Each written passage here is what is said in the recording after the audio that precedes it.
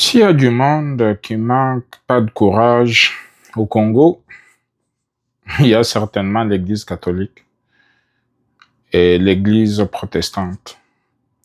Donc, je parlais de l'Église catholique et de l'Église protestante.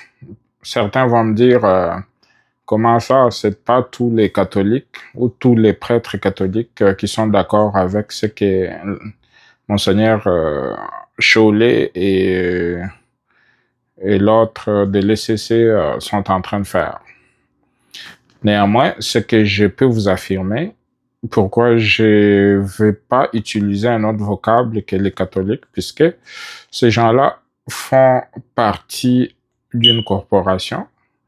Et dans cette corporation, ce sont eux qui portent la voix de l'Église catholique du Congo et de l'Église protestante du Congo. Donc, quand ces gens-là prennent position, ça veut dire qu'ils engagent leur structure respectives, puisque avec toutes les conneries que M. Chollet est en train de faire, je vois pas pourquoi il garde son poste et puis il continue à parler en leur nom comme secrétaire. La même chose avec l'autre, le sulfureux Mouteba du Katanga, qui est aussi le président de la SENCO, si je ne m'abuse. Donc, pour moi, les deux sont du blanc bonnet, bonnet blanc, et en même temps, tous les deux représentent ce qu'on appelle l'axe du mal au Congo présentement.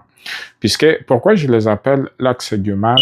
Puisque je peux pas comprendre avec tout ce qui se dit au Congo présentement, avec l'atollé que ça soulève leur démarche. Tout ce qu'ils nous ont eux-mêmes révélé en s'entre-accusant, en se contredisant. Oui, on a pris l'argent du président Kagame dans la mission pour le vivre ensemble. Tantôt, non, ils nous ont rien donné, on a payé avec notre propre argent. Tout ça là ressemble à quelque chose d'inapproprié et ces gens-là aujourd'hui continuent à parler au nom des Congolais. Ils pensent que ce sont eux qui peuvent amener la paix au Congo, puisqu'ils pensent être là pour un pacte social qui n'en est pas un. Comment vous m'expliquez que ces gens-là ont de l'admiration pour des gens comme les Nanga, qu'ils ont été voir, qui n'ont jamais condamné leurs actes, et ces gens-là ont été voir l'agresseur principal qui est Paul Kagame et le Rwanda pour dire que ces gens-là encouragent leur initiative. Je pense pas que si l'initiative était dans le bon sens, le Rwanda l'appuierait. Si le Rwanda appuie quelque chose, c'est puisque ils ont un intérêt à y tirer. Comme aujourd'hui, ils se rendent compte que la guerre sur le terrain n'aura plus lieu depuis qu'on parle du deal minier avec les États-Unis et qu'au finish, il n'y aura plus moyen d'agresser la RDC. Donc, il faut tout de suite utiliser un autre moyen pour pouvoir s'asseoir aussi à la table des négociations, puisque ces gens-là vont venir avec un autre problème secondaire quand les catholiques si leur pacte en question avec le dialogue qu'eux demandent au président Tshisekedi de pouvoir organiser, eux viendront avec d'autres agendas. Ils vont demander à ce que les Rouberois viennent s'asseoir à la table. Des Kabila terroristes qu'il est, il nous l'a démontré clairement qu'il n'était pas pour la paix au Congo et que ce gars-là était là pour les Rwandais. Et du jour au lendemain, on ne va pas encore s'asseoir à la table avec Kabila, sachant que plus tard, ces gens-là ne vont jamais être satisfaits. La même chose avec Nanga et sa bande du M23. Moi, je ne peux pas comprendre que nous, Congolais, on peut avoir encore le temps de s'asseoir avec les Nanga, qu'on peut avoir encore le temps de s'asseoir avec les Kabila lui-même, on peut avoir encore le temps de s'asseoir avec Moïse Katumbi, qui, du reste, est un autre poltron.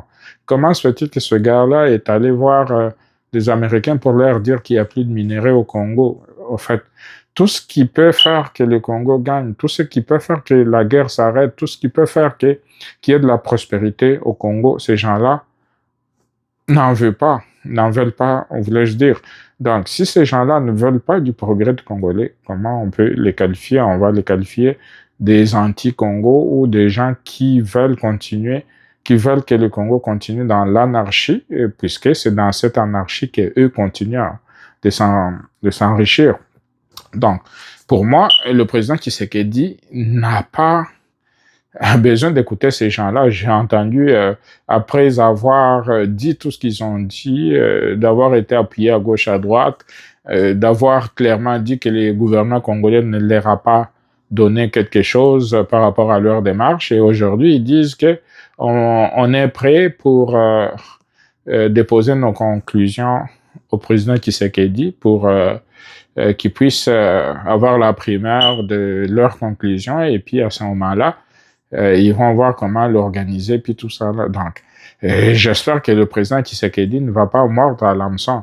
Le Congo ne peut pas aller tout le temps, comme je l'ai dit et je le répète toujours, de dialogue en dialogue. On a eu ces dialogues-là depuis 30 ans, qu'on a des dialogues depuis la conférence nationale, et puis il y a eu des Sun City, puis il y a eu des dialogues d'un peu partout, Lusaka, le dialogue de eux-mêmes les catholiques là ont fait des dialogues avant que Kabila ne puisse finalement être obligé de céder le pouvoir après plusieurs morts. Donc des dialogues au Congo, je comprends qu'on en a assez fait et maintenant pourquoi on fait des élections? Et ça je l'ai dit toujours, pourquoi on fait des élections? On fait des élections pour qu'il y ait des alternances pacifiques. Si quelqu'un dirige, au bout de chaque 5 ans, on a une élection à faire pour renouveler nos institutions. Si on n'est pas satisfait de ceux qui étaient là auparavant, le peuple souverain décidera qui il veut confier la continuité ou à un autre groupe la direction du pays.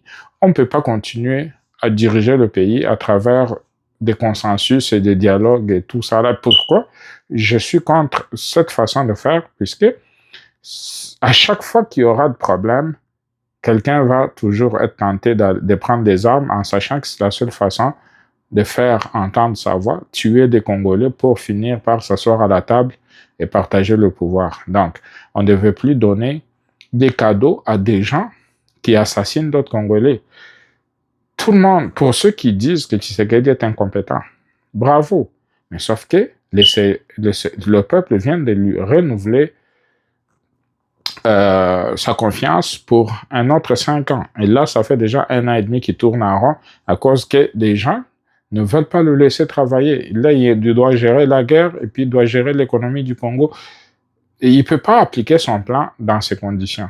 Or, ceux qui pensent qu'il ne gère pas bien ont la possibilité d'attendre en 2028 où il y aura une nouvelle élection. Et si vous n'êtes pas d'accord, bravo, on passe au vote. Les gens vont voter. Si les gens pensent que ceux qui ont dirigé auparavant ont bien dirigé, ils vont les renouveler leur confiance. S'ils ne veulent pas, on va passer à quelqu'un d'autre. Pourquoi les autres ont tant peur de passer aux élections plutôt que de continuer à vouloir tuer des Congolais pour exiger le pouvoir? Nangala, qu'est-ce qu'il vient nous dire, lui?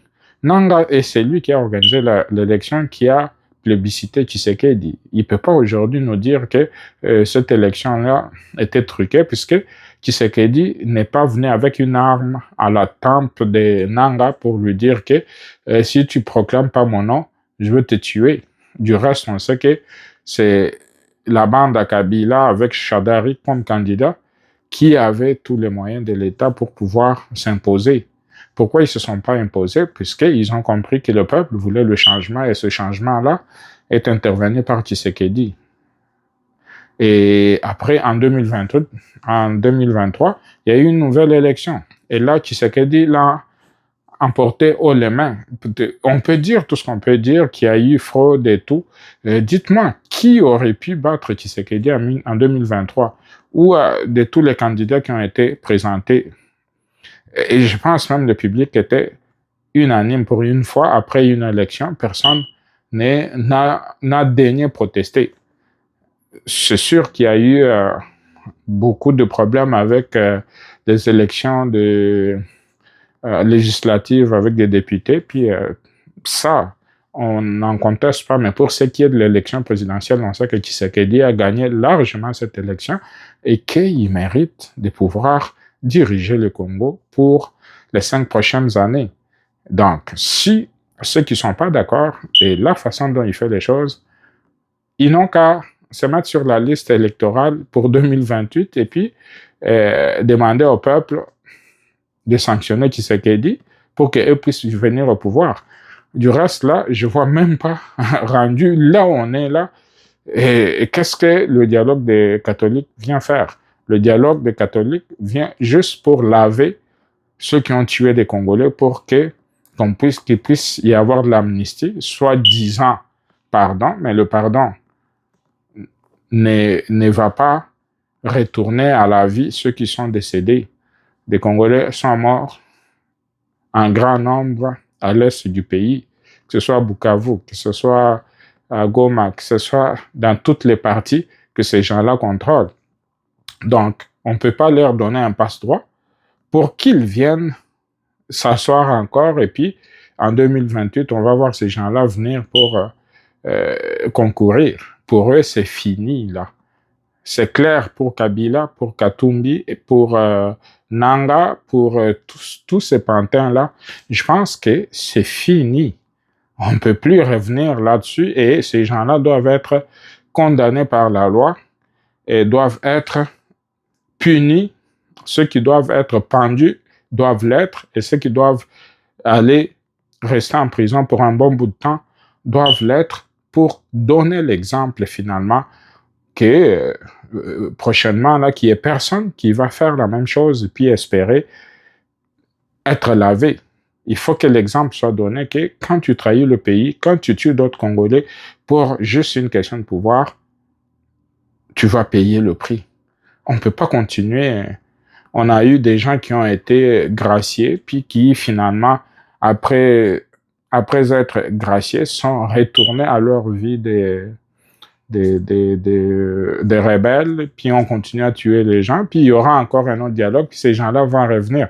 Est-ce que vous trouvez que c'est pas normal? Et là, je peux pas comprendre que les catholiques viennent nous dire pour un ultime dialogue qui va ouvrir la porte à, à, à gracier des gens pour qui les Congolais veulent que vengeance soit faite. Des gens ont tué d'autres Congolais. Et ces gens-là ont été utilisés par le Rwanda, puis on ne peut pas laisser passer ça, puis dire que non, au nom de l'unité, au nom de, je ne sais pas, toutes sortes d'affaires, et on doit s'asseoir autour de la table avec ces gens-là pour finir par repartir à zéro. Non. Tshisekedi doit terminer son mandat de façon normale. En 2028, les Congolais vont s'asseoir. S'ils veulent dialogue, à la fin du mandat de Tshisekedi pour faire une nouvelle loi électorale, comme je l'ai toujours dit, pas de problème. Mais pour l'instant, on ne peut pas parler de ces gens-là dans une situation quelconque. Mais en même temps, même si je parle de 2028 pour un dialogue, ça va être avec des gens qui auront montré patte blanche, pas des gens qui ont tué. Ceux qui ont tué devaient être en prison à ce moment-là ou fusillés. Ceux qui vont concourir à la prochaine élection, c'est des gens qui vont être respectueux des lois du pays. En 2028, c'est pas n'importe qui viendra. Tous ceux qui ont pris les armes contre la République devaient soit être punis et être inéligibles pour toujours. Pour ceux qui doivent aller en prison pour plusieurs années. Donc, l'affaire de l'Église catholique et de l'ECC, de dire qu'on veut organiser un dialogue pour le vivre ensemble, il n'y a plus de vivre ensemble. Notre constitution stipule qu'un président est élu pour une durée de 5 ans, et après 5 ans, il y aura une nouvelle élection. Donc, ceux qui ne se seront pas livrés à la guerre, ceux qui ont un casier judiciaire vierge, pourront concourir dans une nouvelle élection en 2028. Donc, pas question, Monsieur le Président Tshisekedi, s'il vous plaît, écoutez le peuple, sinon on va continue à tourner en rond. Il faut finalement qu'il y ait quelqu'un qui a la colonne vertébrale qui va dire à tout le monde stop, assez, c'est assez. Et voilà comment ça va se passer. Et comment ça va se passer, c'est qu'on doit respecter ce que dit la Constitution. Vous avez votre pouvoir, vous devez continuer à diriger. Si vous-même, vous choisissez de travailler avec des gens de l'opposition, c'est un choix que vous êtes à même de faire et qui vous regarde. Mais par contre, du reste, que personne ne vienne vous intimer l'ordre de faire un dialogue, puis de gracier du monde, et puis de faire table rase sur tout ce qui vient de se passer, tous ces massacres, et finalement, on va finir où? Donc, c'est ça mon point de vue. Il n'est pas question de faire ce dialogue-là pour le vivre ensemble ou le pacte social-là, il n'en est pas question, Monsieur le Président Tshisekedi. Prenez courage, ces gens-là sont des traîtres, on sait pour qui ils roulent. Nous devons avancer, puis travailler fort pour redresser ce pays. Je pense avec l'aide des Américains qui s'en viennent, c'est à vous de tirer l'épingle du jeu, de réorganiser le pays, de vous assurer qu'il n'y ait plus de voleurs. C'est tout ce qu'on vous demande pour faire en sorte que l'argent qui va être investi dans les années qui viennent puisse profiter à tous les Congolais et non aux voleurs. Les voleurs, leur place est en prison. On va les considérer au même titre que les gens qui ont tué à l'Est de la République. Tous sont des criminels. Que ce soit des criminels économiques, que ce soit des criminels au vrai sens du mot. Tout ce monde-là doivent payer pour tous ces maux qui sont en train de causer aux Congolais. Donc, c'est ça que je voulais apporter comme contribution sur ce sujet. Et je pense qu'on s'entend très bien. Je vous demande de continuer à vous abonner.